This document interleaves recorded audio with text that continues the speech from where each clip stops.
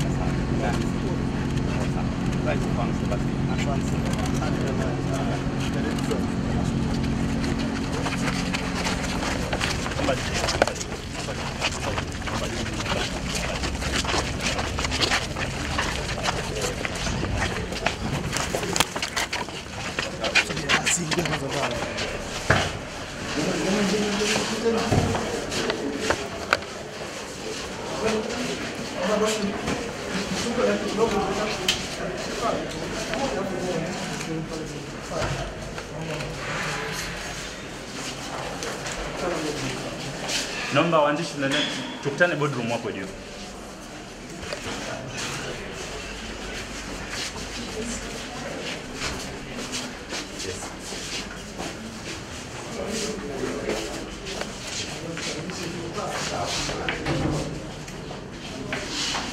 Waandishi naomba tukutane boardroom nyingine. Tafadhali nafasi moja.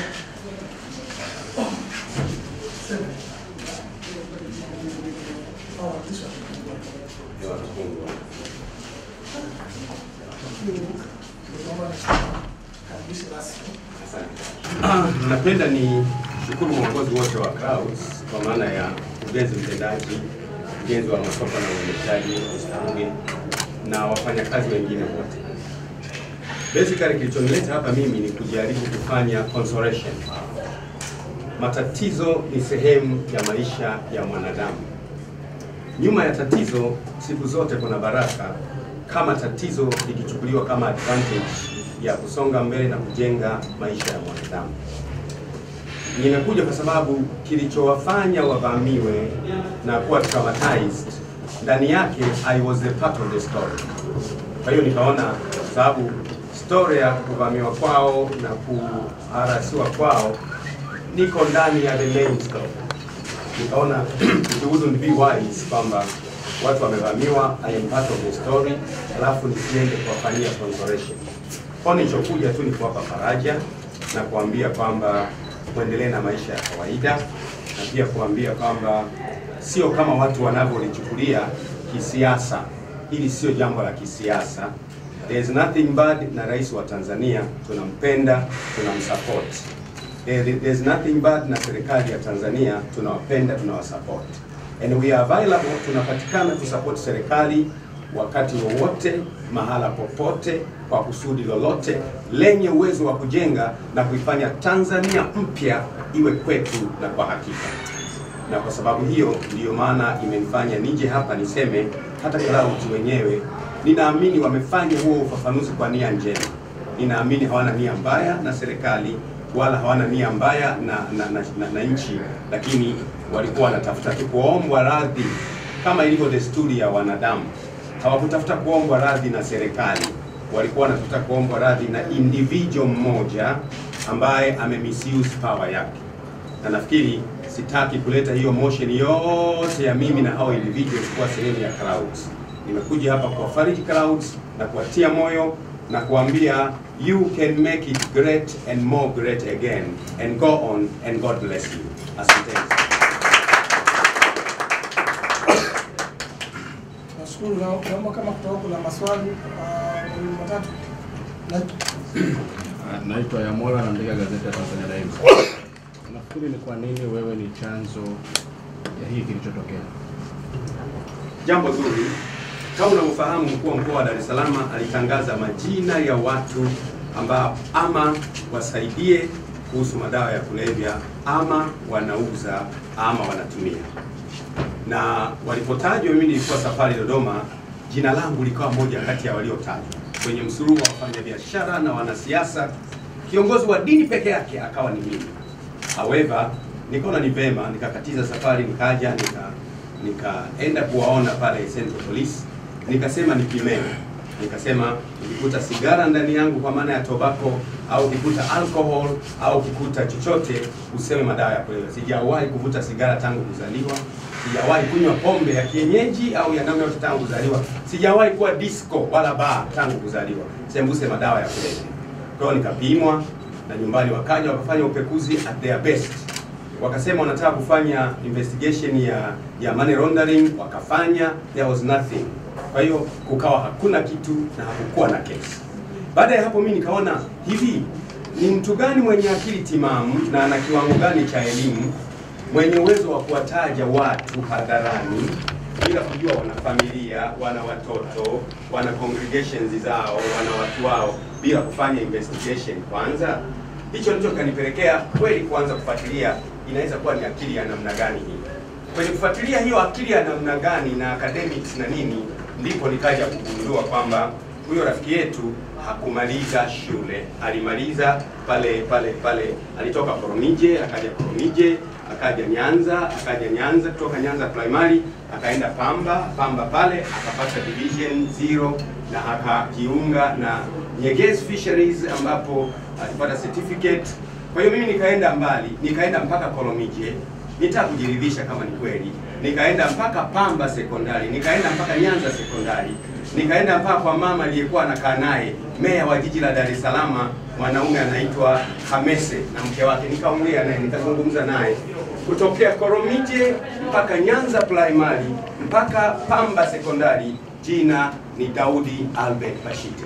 Nikaamua kwenda mpaka pale Fisheries Nyegezi. Nikaenda kukutana na yule principal ambaye alimregister yeye. Nikakutana naye, akanielezea the story, then nika establish facts kwamba huyu mtu anaitwa Daudi Albert Bashite, na nikafuatilia. Nikaona ni muhimu sasa hili jambo hili la kuonewa lisije likatokea tena, na tumsaidie rais wetu, mikono yake iwe yenye nguvu na tuitegemeze taifa. Nikaamua niseme knowing kwamba wanafunzi 7,900 mwezi wa pili walifukuzwa shule kwa ajili ya vyeti feki.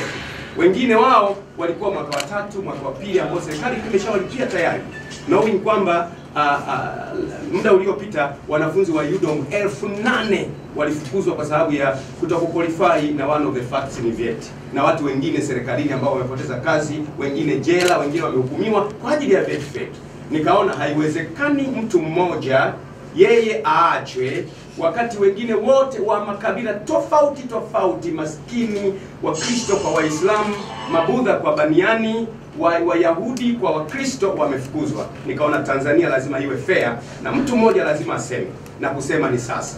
Nisiposema Mungu atainua mawe na miti watasema kwa niaba yangu. Kwa sina ugomvi binafsi na mkuu wa mkoa wa Dar es Salaam, wala sina ugomvi binafsi na rais, lakini lengo langu nilisema siwezi kumshtaki mkuu wa mkoa mahakamani, lakini nitamwambia rais ili rais atoe judgment. Nafikiri nimsikia rais, ni vizuri tumwachie rais sasa afanye anachofikiri ni chema. Tunaweza kufunga midomo ili rais aendelee na kazi yake, lakini ukweli unabaki pale pale kwamba haki lazima itendeke kwa kila mtoto wa Tanzania, kwa kuwa Tanzania ni yetu sote. Nimejibu kwa urefu ili kusaidie kusummarize na hayo uliyosema.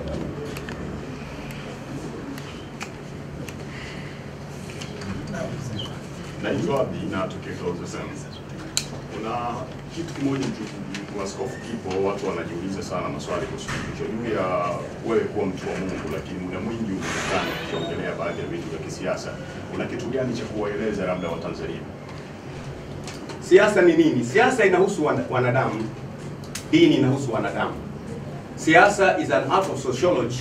Religion is also an art of sociology. However, mimi sijawahi kujihusisha na siasa at any time kanisani.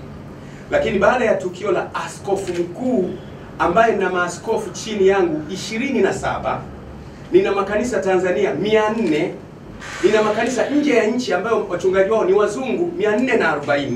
Sasa nimetajwa kwenye madawa ya kulevya. Nina nyamazaje kimya kwenye hii congregation ambayo tayari imeshaumia, haina imani na askofu wao.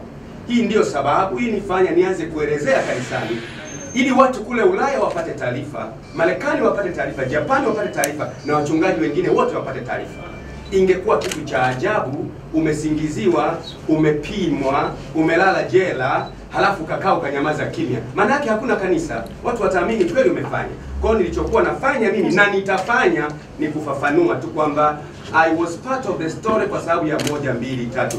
Na sijafanya politics na sitafanya politics au siasa kanisani. Nikitaka siasa najiuzuru uchungaji, natoka kule kwenye ulingo wa siasa, lakini sijaitwa kuwa mwanasiasa, nimeitwa kuwa kinywa na sauti ya Mungu kwenye maisha ya wanadamu, na hilo nitalifanya to my last breath, na hakuna wa kunizuia kwenye hilo.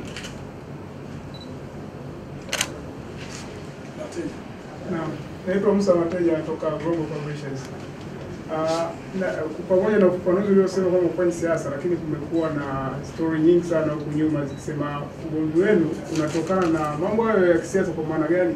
Kwamba kuna wewe sio unatarajia mwaka wa uchaguzi kwenda jimboni Prominje, kwenye jimbo ambalo lina Kitwanga sasa hivi, kwamba unatarajia kwenda kuomba kura kule, lakini ukiangalia mkoa nayo inasemekana hivyo hivyo, naye ndio target yake kwenda kuomba kura. Sasa labda ugomvi na kuishwa na hilo ulikoje kwako? Huo mimi ninauita ni fear of the unknown. Ni kuogopa tembo ambaye hajazaliwa. Mimi sijawahi kudeclare nagombea jimbo, lakini tu kilichotokea ni kwamba kule maeneo ya Prominje, jimbo la Misungi, ambako mheshimiwa Kitwanga ni mbunge, ni nyumbani kwetu, na sijawahi kwenda kule muda mrefu. Itokea msiba, nikaenda kule kuwaona ndugu kadha wa kadha kwenye maeneo hayo, nikalandi kwenye maeneo hayo na helikopta.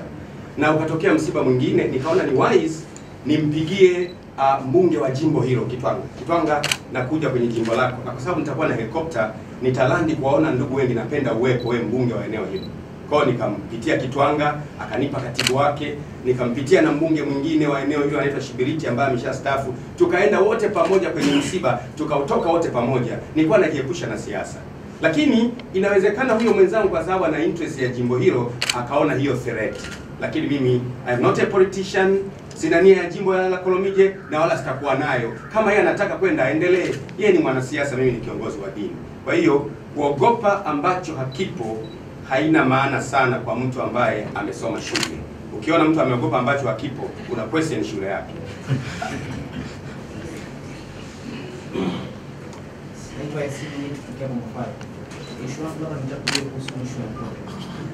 Vizuri sana. Umeuliza issue ya mtoto. I'm free to explain. Wala sina tatizo. Huyu ameuliza issue ya mtoto iliyosema. Very simple. Kuna binti moja anaitwa, jina lake sikumbuki vizuri, ambaye ni kichaa. Ana tatizo la akili. Yalipotokea haya, watu wamekwenda kumjaza maneno kwa lengo la kumchafua askofu wa jimbo. However, yalipotokea nikachukua initiative kumtafuta huyo binti. Mimi mwenyewe nikamtuma kakaangu mchungaji anaitwa Alfred Makoe atafute huyo binti. Sijamuona hata sura, simfahamu, lakini washika wa kanisa wanafahamu ni kama mama kichaa. Wamemtafuta wakampata. Nikamwita huyo binti, aka apologize, akasema mimi samahani, niliambiwa na watu niseme na ning'ang'ane.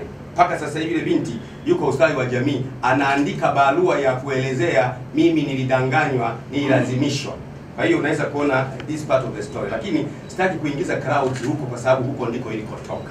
Nataka tu kusoften kwamba nimekuja kwa lengo la kutia moyo crowds na kuponya majeraha aliyokuwa nayo na kuambia get up and go again, you can make it again no matter what comes on your way. But ukianguka mara 7 inuka usimame. Intelligence in life is to be able to stand and go on with your life after measles has been sent to you. Stand up, go, you can make it again. Hiyo ndiyo message yangu hasa. Lakini kwa ufupi, mtoto huyo yupo namna hiyo, lakini nina watoto 3, sijawahi kuwa na mtoto mwingine. Hata kama angekuepo, mimi nimebarikiwa na Mungu. Tutashindaje kutunza mtoto? Naweza kutunza mtoto vizuri tu, bila problem. Lakini sitaki nitunze mtoto wa mtu.